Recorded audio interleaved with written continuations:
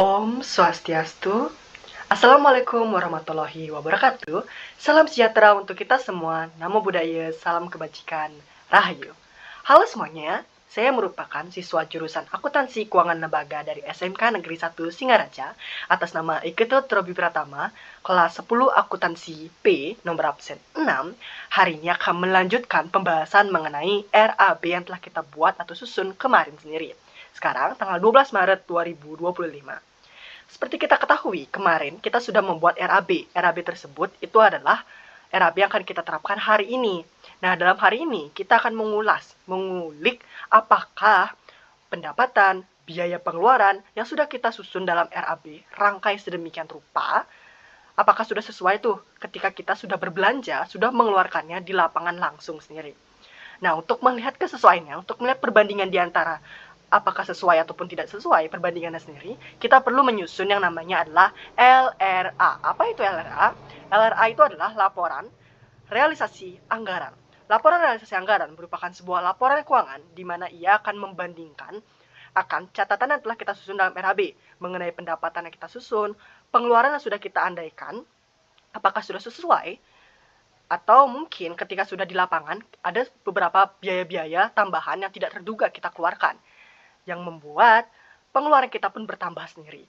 Untuk bisa mengetahuinya, maka disusunlah LRA tersebut sendiri untuk dapat melihat, supaya nanti ketika kalian sudah selesai berbelanja tidak berpikir, kenapa tidak sesuai ya dengan RAB yang sudah kita susun? Kenapa malah lebih banyak biayanya? Atau kenapa lebih banyak pendapatannya? Nah, barulah kita kupas dan kulik daripada LRA tersebut. Nah, sekarang saya sudah buat nih LRA-nya. Mari kita sama-sama lihat LRA tersebut sendiri. Nah, inilah LRA, Laporan Realisasi Anggaran dari Uang Belanja Harian sendiri. Kemarin kita sudah membuat laporan, yaitu ialah apa? Ya, betul sekali. RAB. RAB ini sudah kita buat kemarin sendiri, yaitu untuk belanja dapur harian periode 12 Maret 2025, hari ini sendiri. Jadi ini masih bentuk pengandaian ceritanya, teman-teman. Apa saja yang akan kita beli, bahan-bahannya, seperti itu. Yaitu ada ayam, minyak goreng, cabai, bawang, dan lain-lainnya. Dimana kita andai-andai, besok kita akan mengeluarkan uang 88.500. Dari uang harian yang telah kita miliki, atau saldo maksimum yang kita miliki adalah 100.000. Dari 100.000 kita mengandaikan mengeluarkan 88.500, berarti kita masih memiliki nilai sisa, defisit 11.500. Itu bisa kita jadikan sebagai tabungan sendiri. Nah, ini kita bisa ringkas ini, jumlah uang harian 100.000. Pengeluaran yang diandaikan 88.500 dan sisanya adalah 11.500. Sudah balance 100.000 100.000. Nah, setelah hari ini saya dan ibu saya berbelanja ke pasar sendiri, merealisasikan apa yang telah kita susun dalam RAB kemarin, kita sudah mengetahui ternyata beban ataupun biaya yang kita keluarkan itu lebih banyak loh, teman-teman, dan pendapatannya pun juga lebih dari 100.000 yang kita bawa. Nah, itu bisa kita lihat di bagian ini, laporan realisasi anggaran. Jadi laporan realisasi anggaran ini dibuat setelah kita selesai di lapangan sendiri, selesai berbelanja. Kita bisa membuat laporan realisasi anggaran untuk melihat perbandingan apakah sudah sesuai nih pendapatan ataupun belanjanya, atau mungkin lebih daripada itu. Dimana ini dia, seperti biasa, diawali dengan memahami atau masuk ke dalam software akuntansi, yaitu adalah Microsoft Excel, salah satu contoh bentuk sederhananya. Kalau mau buat pakai buku bisa, tapi karena di zaman serba digital kali ini, pasti kita harus memahami tentang digital juga dalam akuntansi supaya lebih memudahkan, efisien, dan efektif. Selalu diawali dengan membuat yang namanya KOP dari laporan. KOP laporan ini tentu untuk bantu kita mengidentifikasi, oh laporan ini untuk ini, oh laporan itu untuk ini. Dan khusus laporan ini itu untuk realisasi anggaran uang belanja harian periode 12 Maret 2025. Jadi ada 3 kalimat yang masuk dalam KOP daripada laporan, yaitu ada fungsi dari laporan tersebut, nama laporannya, serta periode kapan digunakannya.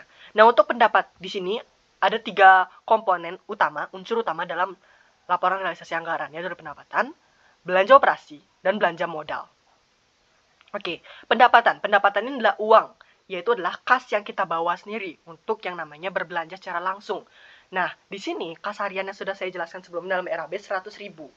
Kemudian ada tambahan nih, yaitu adalah pendapatan tabungan 50.000. Pendapatan tabungan ini kita dapatkan daripada belanja hari-hari sebelumnya yang telah kita tabung dan tersisa 50.000 sendiri. Itu kita bawa sebagai bentuk pendapatan darurat. Siapa tahu kan nanti biaya yang kita keluarkan itu lebih dari apa yang kita perkirakan supaya kita bisa jaga-jaga sendiri. Kemudian untuk belanja terbagi menjadi dua, belanja operasi dan belanja modal. Belanja operasi itu merupakan perbelanjaan barang-barang seperti perlengkapan, yaitu suatu hal yang tidak bisa bertahan lebih dari 1 tahun atau bahkan 1 hari saja habis sendiri. Kemudian sedangkan kalau biaya atau belanja modal itu merupakan belanja yang bentuknya seperti peralatan, yang dimana dia tuh bisa bertahan lebih dari 1 tahun bahkan. Nah, untuk belanja operasi itu sesuai. Ada ayam, minyak goreng, cabai, bawang, terasi, kunyit, dan lain sebagainya. Tapi ada tambahan, yaitu adalah bensin motor.